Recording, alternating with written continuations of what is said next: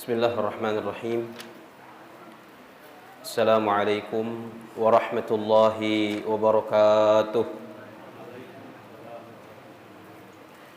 Alhamdulillahi rabbil alamin. Wal 'aqibatu lil muttaqin wa la 'udwana illa 'alal zalimin. Wa ashhadu an la ilaha illallah wahdahu la syarika lahu waliyyus salihin. Syahadatan narju biha an-najata yaumiddin. وأشهد أن سيدنا ونبينا محمدا عبده ورسوله الأمين المبعوث رحمة للعالمين. اللهم صل وسلم وبارك على سيدنا ونبينا ومولانا محمد سيد المرسلين وإمام الأولين والآخرين ورحمة الله تبارك وتعالى للعالمين وعلى آله وأصحابه ومن سار على نهجه بإحسان إلى يوم الدين. سبحانك لا علم لنا إلا ما علمتنا إنك أنت العليم الحكيم. رب اشرح لي صدري ويسر لي أمري واحلل عقدة من لساني يفقه قولي. اللهم علمنا ما ينفعنا وانفعنا بما علمتنا وزدنا علما يا رب العالمين. اللهم إنا نسألك علما نافعا وقلبا خاشعا ولسانا ذاكرا وعملا صالحا متقبلا ورزقا حلالا طيبا مباركا وشفاء من كل داء. اللهم أخرجنا من ظلمات الوهم وأكرمنا بنور الفهم وافتح علينا بمعرفة العلم وسهل أخلاقنا بالحلم. اللهم اجعلنا من الذين يستمعون القول فيتبعون أحسنه. اللهم افتح علينا فتوح العارفين وهب لنا ما وهبته لعبادك الصالحين. أما بعد، فإن أصدق الحديث كتاب الله وخير الهدي هدي سيدنا محمد صلى الله عليه وسلم وشر الأمور محدثاتها وكل محدثة بدعة وكل بدعة ضلالة وكل ضلالة في النار. Alhamdulillah, puji syukur kehadirat Allah Subhanahu wa taala atas limpahan nikmat, atas setiap karunia dan kebaikan yang Allah Jalla Jalaluhu anugerahkan kepada kita semua. Nikmat umur yang masih Allah berikan, juga nikmat sehat dan afiat, serta yang tidak kalah penting adalah nikmat taufik yang Allah berikan kepada kita semua pada malam hari ini, sehingga bisa melaksanakan salat fardu maghrib secara berjamaah. Mudah-mudahan kita bisa mensyukuri nikmat taufik semacam ini dengan harapan Allah Subhanahu wa taala menambah taufiknya kepada kita semua untuk melakukan kebaikan-kebaikan berikutnya. Amin ya rabbal alamin. Salawat dan salam mudah-mudahan selalu tercurahkan, terlimpahkan kepada baginda Nabi besar Muhammad sallallahu alaihi wasallam, juga kepada keluarga beliau, kepada para sahabat beliau, serta orang-orang yang senantiasa mengikuti jejak langkah beliau dan orang yang senantiasa istiqamah untuk menjalankan serta menghidupkan sunnah-sunnah beliau sampai hari kiamat nanti. Dan mudah-mudahan kita semua dimasukkan oleh Allah Subhanahu wa taala ke dalam golongan mereka, orang-orang yang diridhai Allah Subhanahu wa taala. Amin ya rabbal alamin. Jemaah salat maghrib yang mudah-mudahan dirahmati Allah Subhanahu wa taala, melanjutan kajian kita tentang hadis Rasulullah sallallahu alaihi wasallam dari kitab Riyadhus Shalihin karya Al-Imam Al-Hafidh Abu Zakaria Yahya bin Sharaf An-Nawawi rahimahullahu taala, yaitu kita sampai pada, atau kita masih pada bab tentang yakin dan tawakal kepada Allah Subhanahu wa taala. Terakhir pada pekan yang telah lewat atau pekan nang helu minggu nang lalu, kita membahas hadis yang nomor 9 dalam bab yakin dan tawakal kepada Allah Subhanahu wa taala. Dalam kesempatan kali ini, di malam hari ini, kita akan membacakan hadis berikutnya, yaitu hadis ke-10.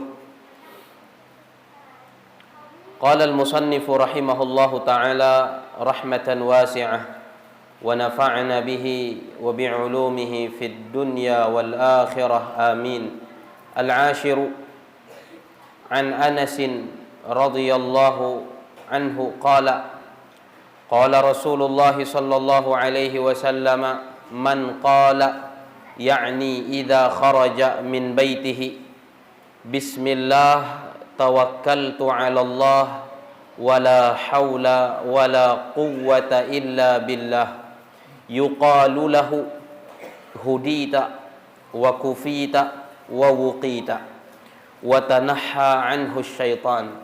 Rawahu Abu Dawud wa Tirmidzi wa Nasa'i wa ghairuhum.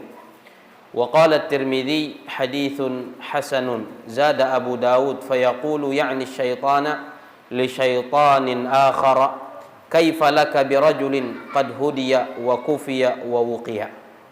Al-Imam An-Nawawi rahimahullahu taala melanjutkan bahasan tentang hadis baginda Nabi Muhammad sallallahu alaihi wasallam dalam bab yakin dan tawakal. Beliau mengatakan hadis yang ke-10 dari sahabat Nabi yang mulia Sayyidina Anas bin Malik radhiyallahu anhu.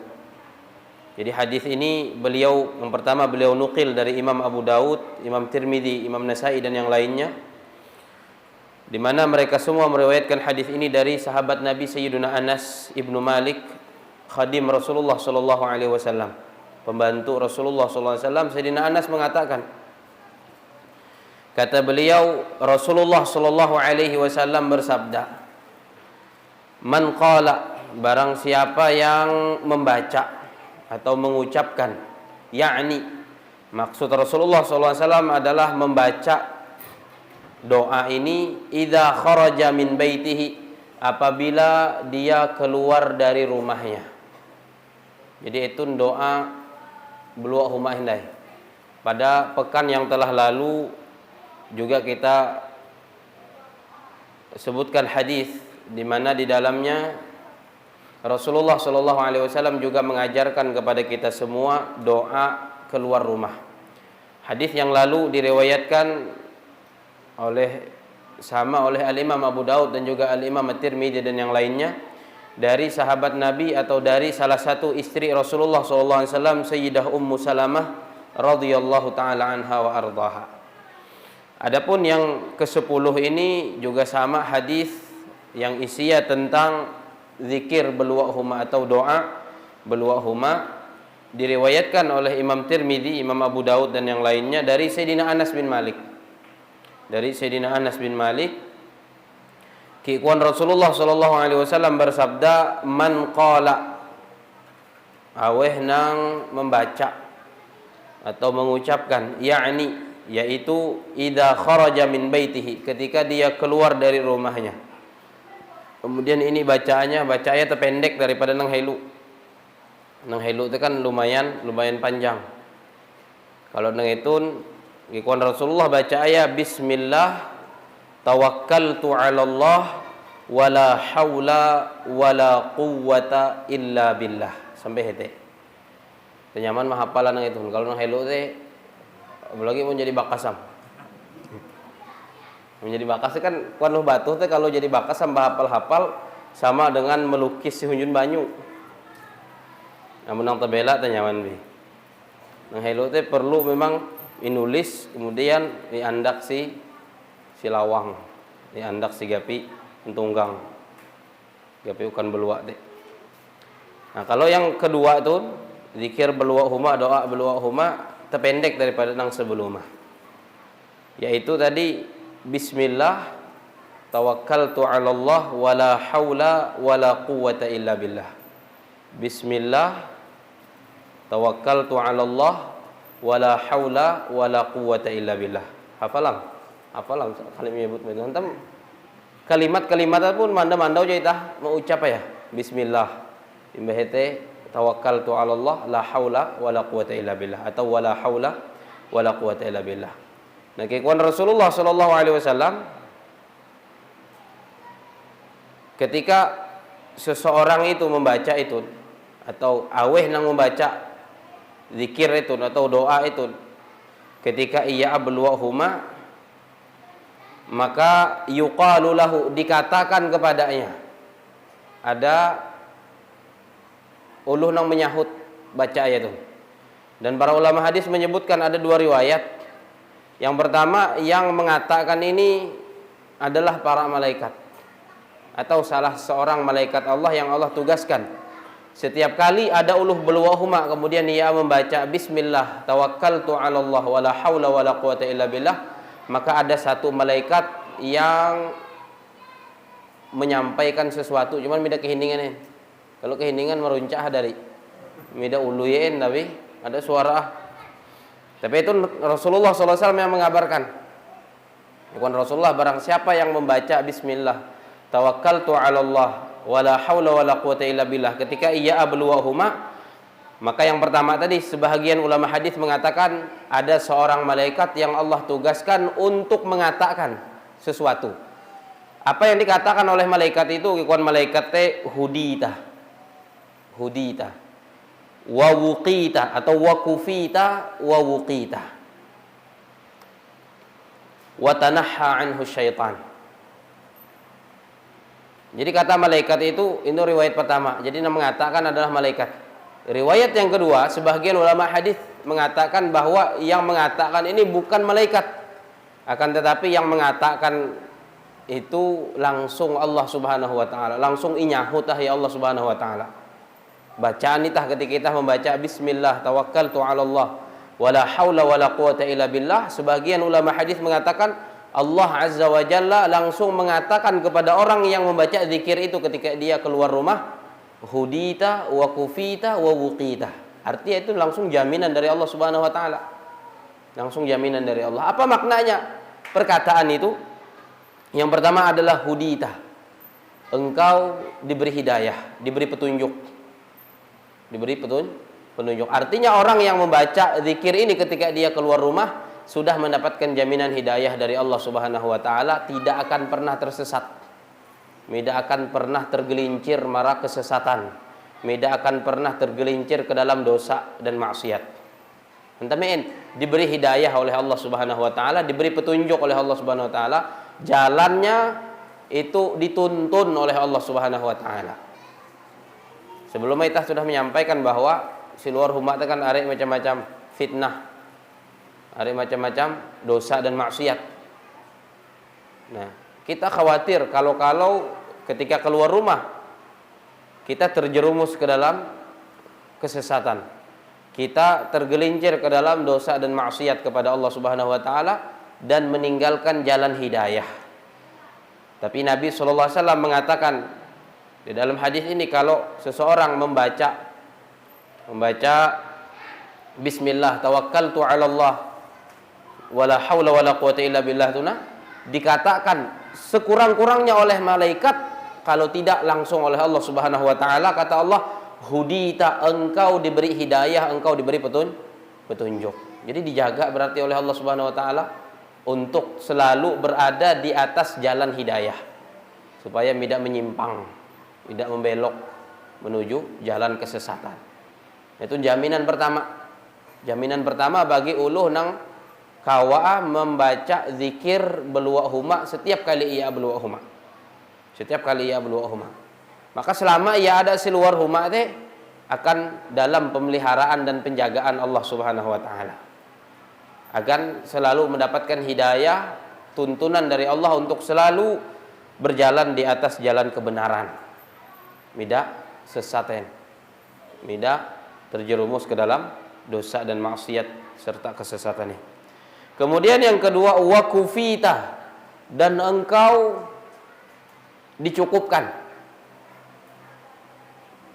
Kekuatan malaikat atau kekuatan Allah Subhanahu wa taala, engkau dicukupkan.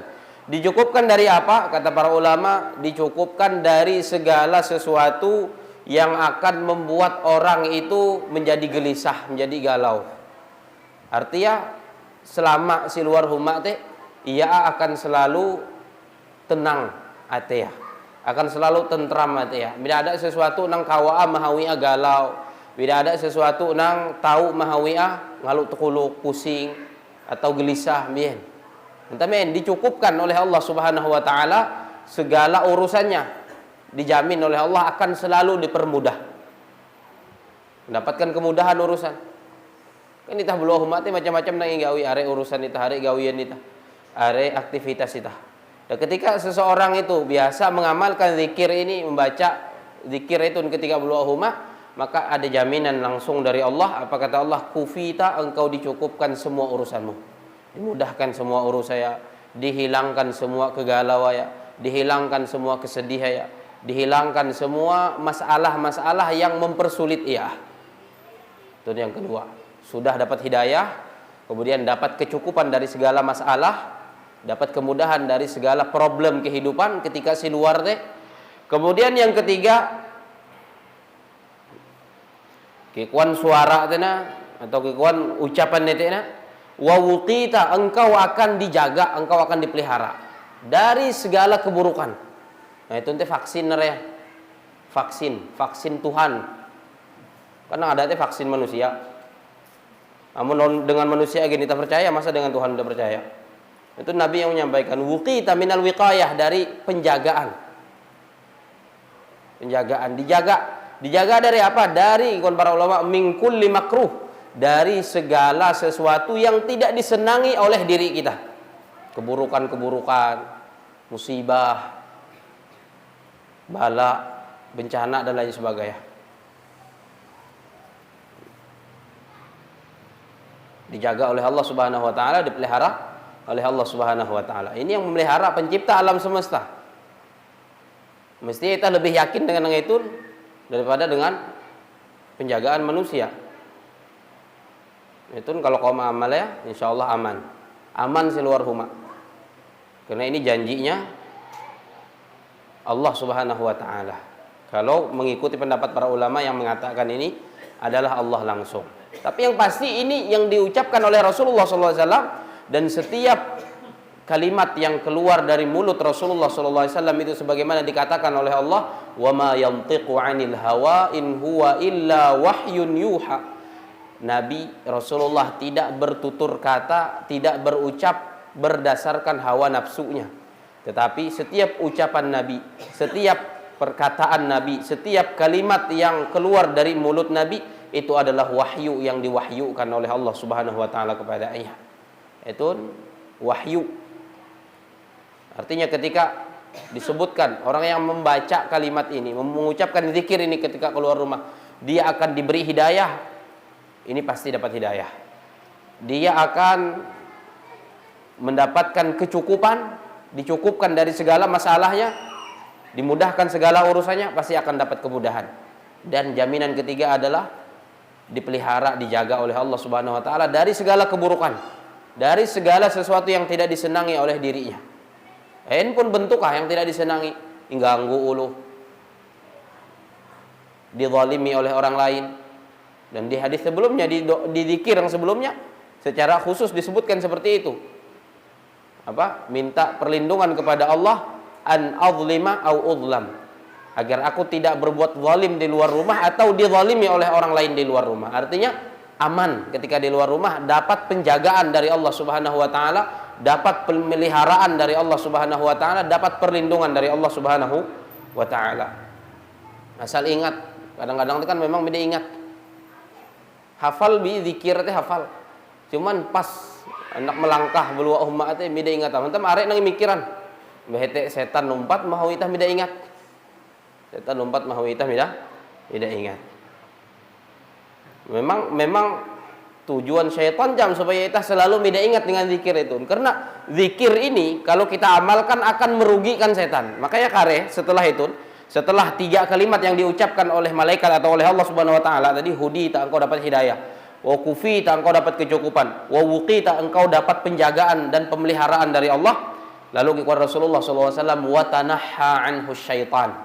Syaitan, iblis, jin, kambe akan menyingkir dari orang yang membaca ini, membaca zikir ini, akan menjauh dari orang yang membaca zikir ini, kata Rasulullah SAW setiap kali dia keluar rumah. Jadi setan deh ketika dika membaca zikir itu beluah huma setan yang ada seluar huma itu memangak dika menggau jalanan lain ya. Kekurang lebih Sayyidina Umar lah kan Sayyidina Umar itu dikatakan oleh Nabi SAW dikatakan Rasulullah SAW, wallahi ya ibn al-Khattab, demi Allah wahai anaknya Al-Khattab, ma salakta fajjan, tidaklah engkau berjalan di suatu jalan illa wasalaka syaitanu fajjan ghaira fajjik, kecuali setan itu akan mencari jalan selain jalan yang engkau tempuh. Jadi hadari minda bahaya berpapasan dengan Sayyidina Umar bin Khattab. Nah itu kita ikut Rasulullah ulun nang membaca zikir itu tanaha anhu syaitan. Syaitan itu akan minggir dari orang yang membaca zikir ini ketika dia keluar rumah.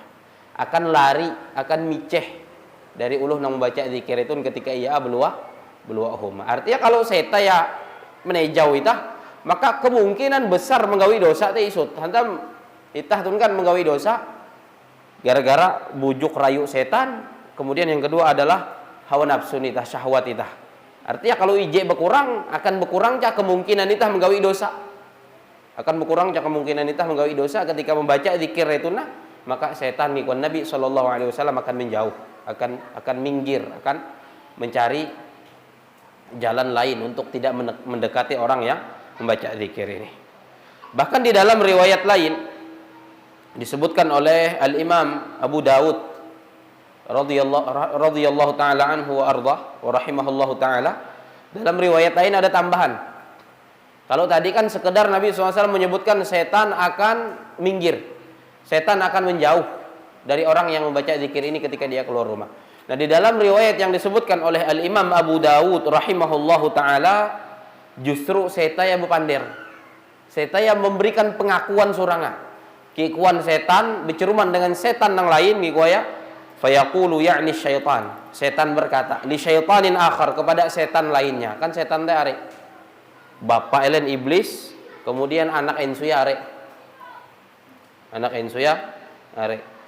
Lalu setan tun berpander dengan setan yang lainnya, kikuaya berceruman marah setan yang lain teh, kaifalaka birajulin qad hudiya wa kufiya wa wuqiya. Kikuan setan marah kawala, kehampi kau hendak mengganggu, merayu uluh nang dapat hidayah dari Allah, dapat jaminan dicukupkan segala urusannya dari Allah, dan dapat jaminan pemeliharaan dari Allah. Kehampi itah hendak menggoda kikuan setan, kehampi itah hendak merayu, kehampi itah hendak menjerumus saya marah dosa dan maksiat dan kesesatan. Artinya setan pun dikabarkan oleh Nabi SAW dalam riwayat Imam Abu Dawud ini menyerah dari uluh nang kawa'a ma'amalan zikir beluahuma bismillah tawakkaltu 'ala Allah wala haula wala quwata illa billah. Simple, zikir simple mah, tapi keutamaannya luar biasa. Dapat hidayah selama di luar rumah, selalu dituntun untuk berada di jalan yang lurus. Kemudian dapat jaminan dicukupkan semua urusan, dimudahkan segala problem di luar rumah, segala urusan di luar rumah. Kemudian dapat jaminan pemeliharaan dari segala keburukan, musibah, bala, bencana dan lain sebagainya.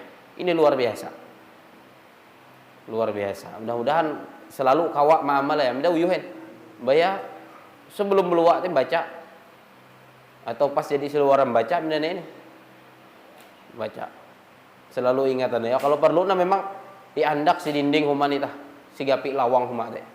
Entah beda semete rancak beda ingat itah. Rancak beda ingat.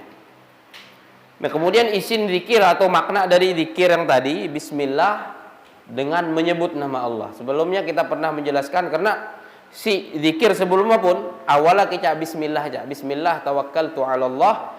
Allahumma inni a'udzubika min an adhilla au udhal, au azilla au uzal, au azlima au udlam, au ajhila au ajhala au yujhala alai. Jadi awalnya ada bismillah ya. Bismillah dengan menyebut nama Allah. Maksudnya apa? Kita meminta pertolongan kepada Allah dengan menyebut namanya. Hantam minta pertolongan. Hantam segala sesuatu itu akan bisa kita lakukan dengan pertolongan Allah Subhanahu wa taala. Dalam beraktivitas nang bebehat-bebehat, sekedar menggerakkan jari pun kalau kita tidak ditolong oleh Allah Subhanahu wa taala, kalau kita tidak diberi pertolongan oleh Allah, minta kawain menggerakkan tunjuk jari.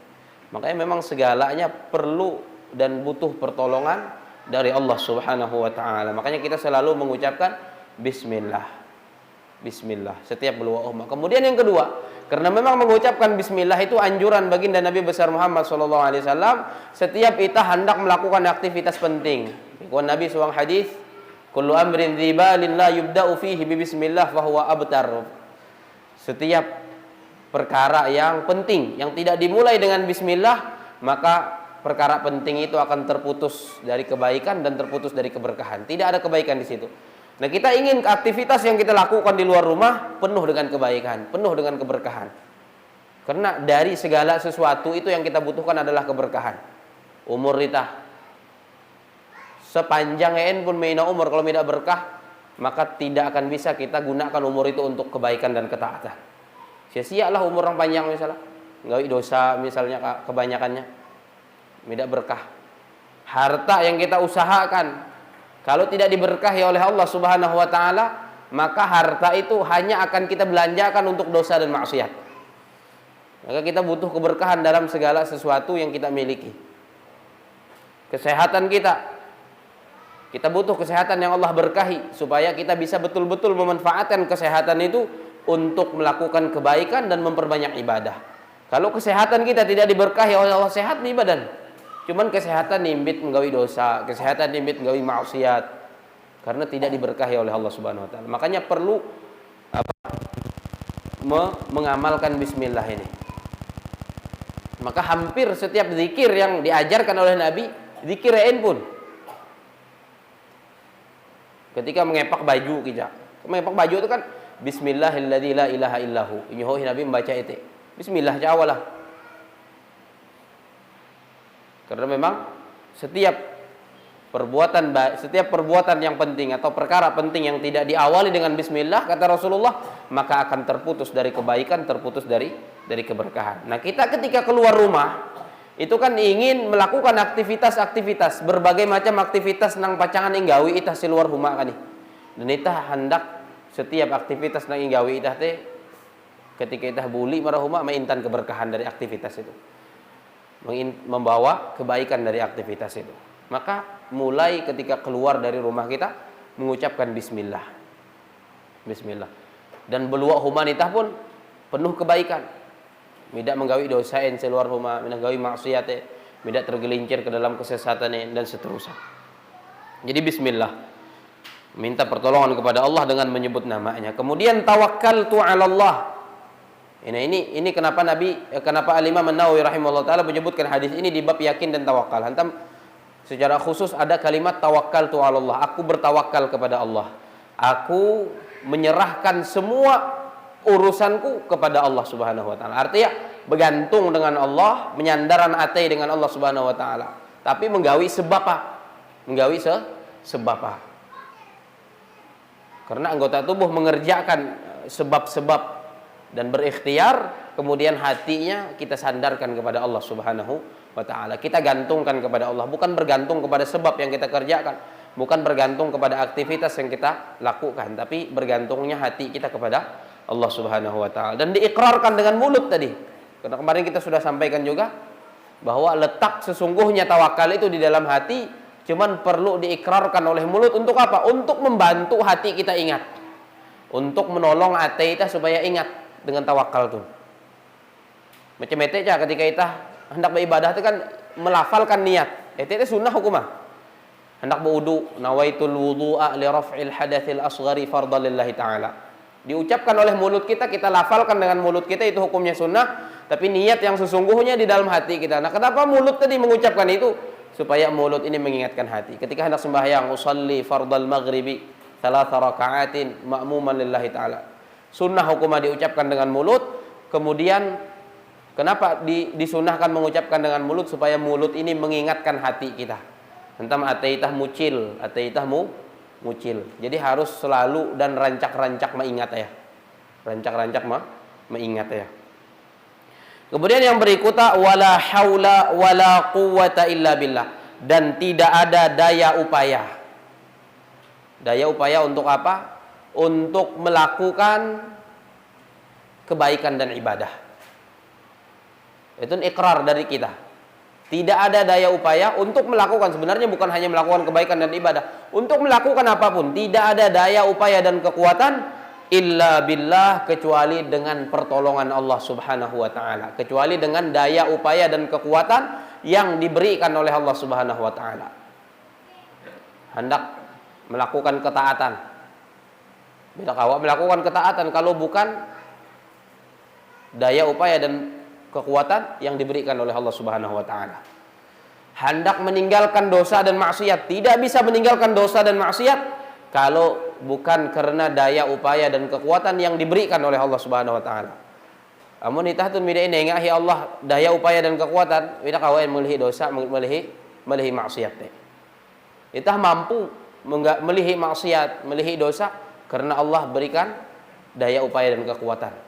Kita mampu melakukan kebaikan, amal soleh dan ketaatan karena Allah beri daya upaya dan kekuatan pada diri kita. Maka kita ikrarkan ini. Kita ikrarkan ini, kita ucapkan ini. Maka ya, ketika kita dianjurkan juga oleh Nabi untuk menjawab azan kan? Coba.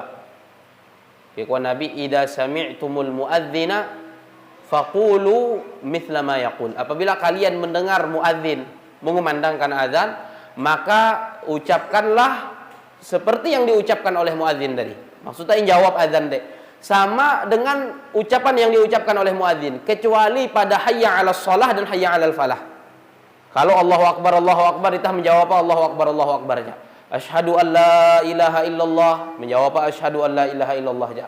Asyhadu anna Muhammadar Rasulullah, menjawab sama itu. Tapi hentemein maka ketika muadzin mengucapkan hayya 'alas shalah, mengucapkan hayya 'alal falah, kita dianjurkan untuk mengucapkan la haula wala quwata illa billah. Karena makna dari hayya 'alas shalah itu kan ajakan untuk salat.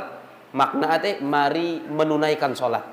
Lalu kita menjawab la haula wala quwata illa billah. Tidak ada daya upaya dan kekuatan kecuali dengan daya upaya dan kekuatan yang diberikan oleh Allah Subhanahu wa taala. Artinya seruan muadzin membahum itah menegakkan salat dan melaksanakan salat, itah berceruman bahwa untuk kawa melaksanakan salat teh itu semata-mata karena daya upaya dan kekuatan yang diberikan oleh Allah Subhanahu wa taala. Itulah rahasia teman, maka Nabi menyuruh menjawab dengan la haula wala quwata illa billah, bukan dengan hayya 'alas shalah.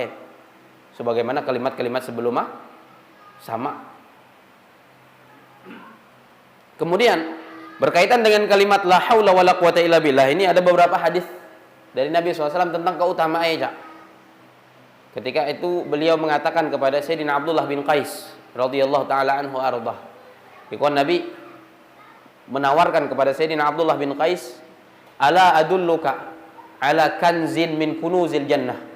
Maukah engkau wahai Abdullah aku tunjuki satu perbendaharaan dari perbendaharaan surga. Apa maksudnya perbendaharaan dari perbendaharaan surga? Simpanan yang disimpan untukmu di dalam surga nanti. Pahala yang banyak yang Allah simpan untukmu di dalam surga nanti engkau menerimanya. Hendak baik ikhwan Nabi SAW berceramah dengan Sayyidina Abdullah bin Qais. Lalu kan beliau, bala ya Rasulullah, inggih wahai Rasulullah. Lalu kata Rasulullah, la haula wala quwata illa billah.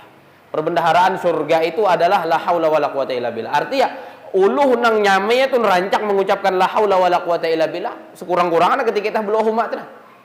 Amun bidak awak cuma ulang mimbing tasbih misalnya la haula wala quwata illa billah, la haula wala quwata. Pokoknya semakin areknya simpan itah suang surga. Semakin arek itah mengucapkan la haula wala quwata illa billah tuh, semakin areknya kareh itah menerima sewang surga nang inyimpanan ya Allah Subhanahu wa taala akan itah. Artinya itu ada semacam jaminan dari Nabi SAW.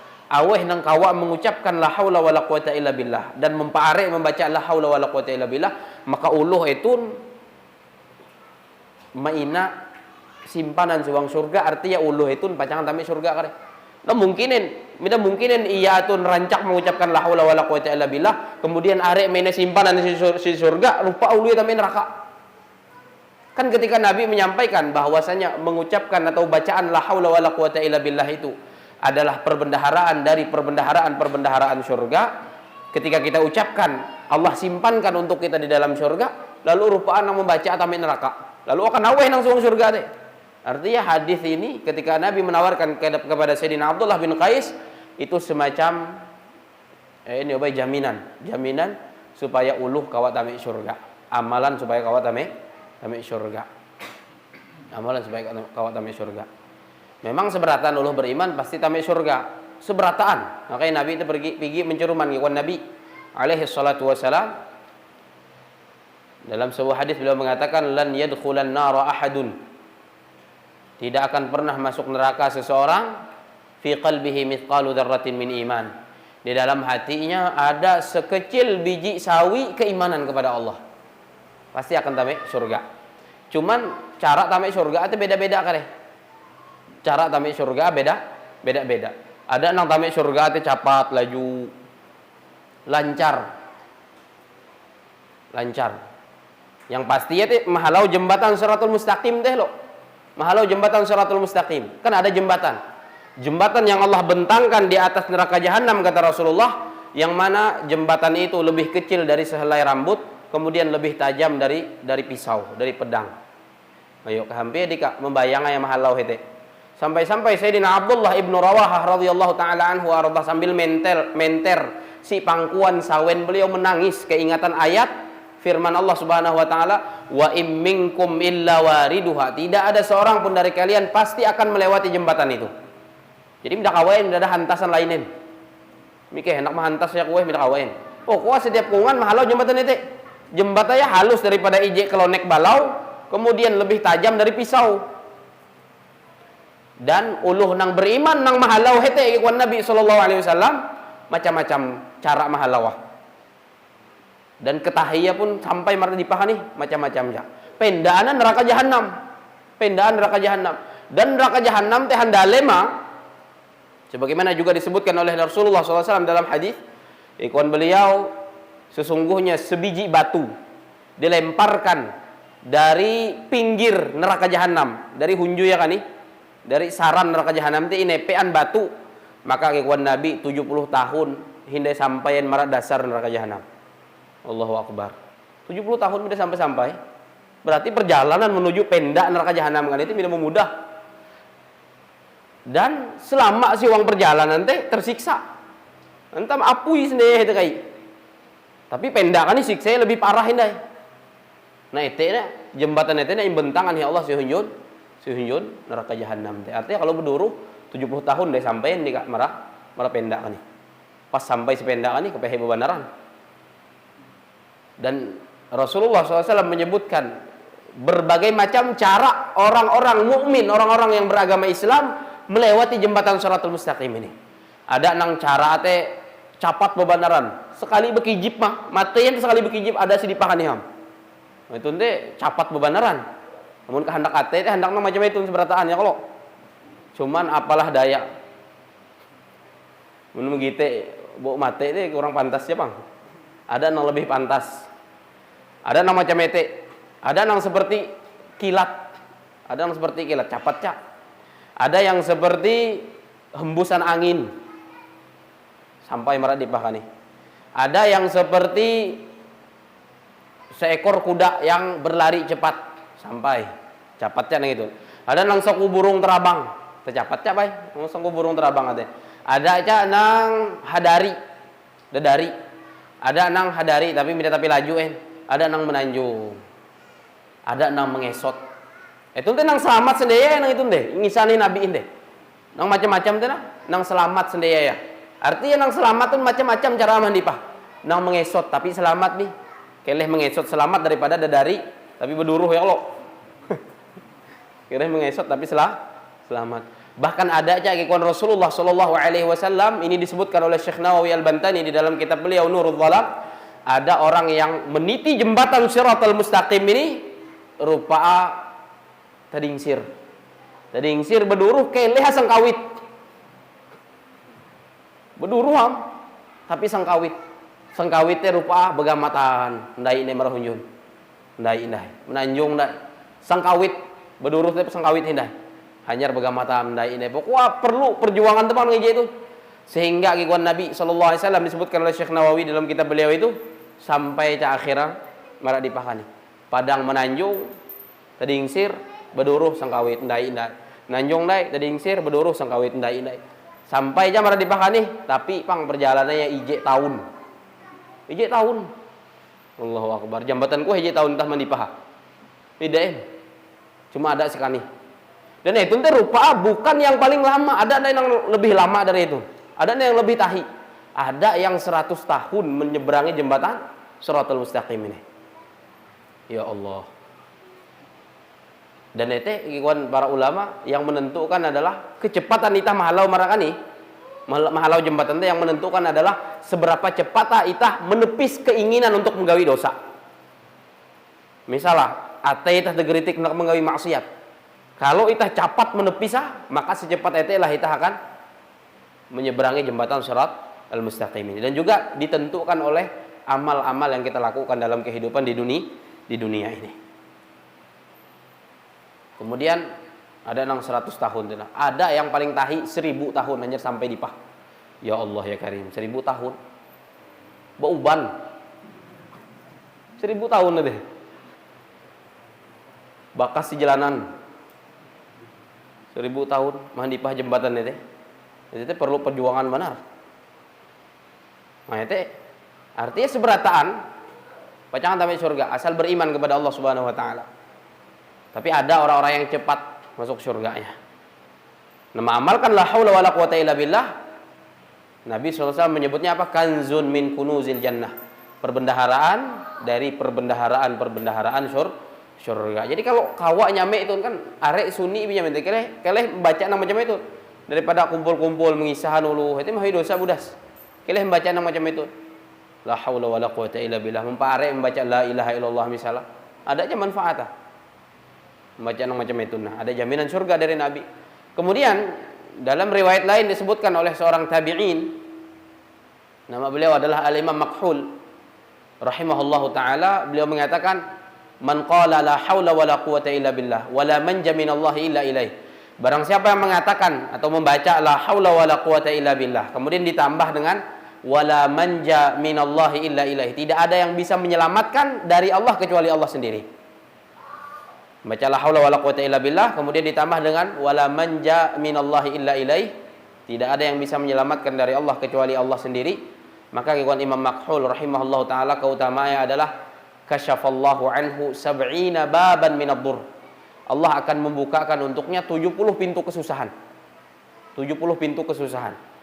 Pun masalah itah maka dengan la haula wala quwata illa billah ini akan dimudahkan oleh Allah Subhanahu wa taala. Dan keikuan beliau adnahunna al-faqru. Paling ringan ya kesusahan yang dibuka itu adalah kefakiran. Kefakiran akan dihilangkan oleh Allah Subhanahu wa taala. Cuman jangan langsung dipahami imbah amalan itu langsung jadi sugih mbiyen, karena kefakiran biasanya kalau Nabi menyebutkan kefakiran atau kekayaan yang dimaksud oleh Nabi itu adalah kaya hati atau fakir hati. Bukan kaya harta dan fakir harta. Jadi mikir hegarete ada kula jadi amalan namun satai gue la haula wala quwata billah beda sugih-sugihan. Yang dimaksud oleh Nabi adalah kaya hati. Ate itu nang selalu merasa cukup. Nihau perasaan selalu tidak cukup tuh nihau. Nengah ya Allah sekian bersyukur cukup merasa cukup. Nengah ya Allah sekian selalu merasa cukup. Dan ete nang paling penting. Ete nang paling penting. Ya walaupun isut mun ate ya selalu sugih cukup terus. Tapi amun are mun ate itu miskin selalu bisa cukupin. Lantaran yang penting teh sugih ate. Makanya ikut Nabi sallallahu alaihi wasallam laisal ghina an kathratil arad walakinnal ghina ghinan nafs. Kekayaan yang sesungguhnya itu bukan dengan banyaknya harta kekayaan atau harta benda, tapi kekayaan yang sesungguhnya adalah kaya hati. Kaya jiwa, kaya ate. Jadi la haula wala quwata illa billah ini kalau diamalkan membuka dan menghilangkan 70 pintu kesusahan. Dan yang paling rendahan kawan beliau adalah kefakiran. Fakir hati, ate selalu merasa tidak cukup. Mudah-mudahan kita semua selalu diberikan hati yang kaya oleh Allah Subhanahu wa taala, selalu merasa cukup dengan pemberian Allah Subhanahu wa taala dan selalu bersyukur atas setiap karunia dan nikmat Allah Subhanahu wa taala.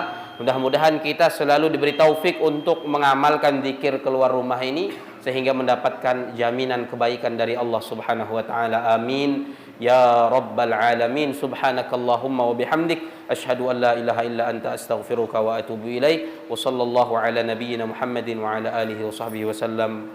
Wassalamualaikum warahmatullahi wabarakatuh.